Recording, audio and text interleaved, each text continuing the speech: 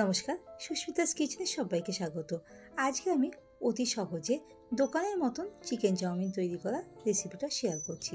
তার জন্য আমি এখানে 250 গ্রাম চিকেন নিয়ে নেব, আর তার মধ্যে সামান্য নুন, সোয়া সস, চিলি সস দিয়ে চিকেনটা ম্যারিনেট করে 5 মিনিটের জন্য রেখে দেবো। আর হাফ চামচের মতন লঙ্কার গুঁড়ো অ্যাড করেছিলাম। অন্যদিকে চাউমিনগুলো সেদ্ধ করে জলটা ঝরিয়ে এক জায়গায় রেখে দিয়েছিলাম। আর চাউমিন করার জন্য গাজর, ক্যাপসিকাম আর বাঁধাকপি কুচিয়ে রেখে দেবো। কড়াইতে বেশ কিছুটা সাদা তেল দিয়ে দেবো।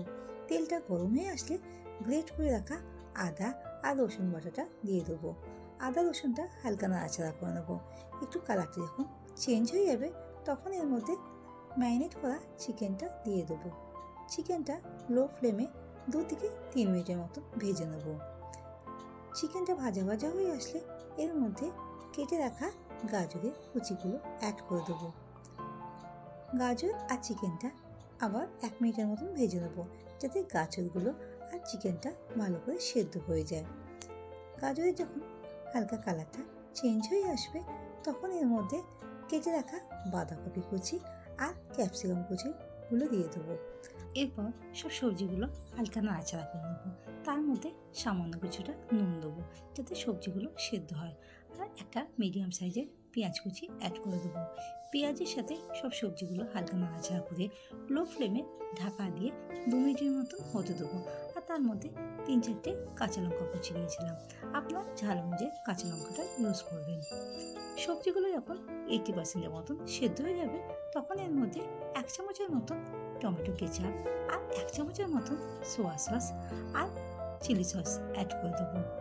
সব মশলার সাথে সবজিগুলো হালকা নাড়াচাড়া করে নেব।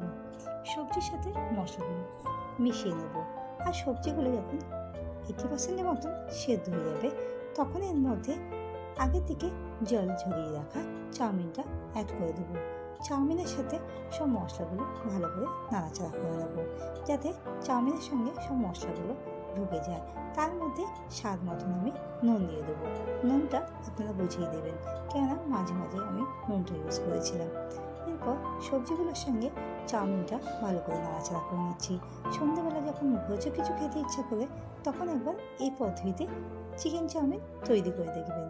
আর ভিডিওটা ভালো লাগলে লাইক আর শেয়ার করার মতো এলো।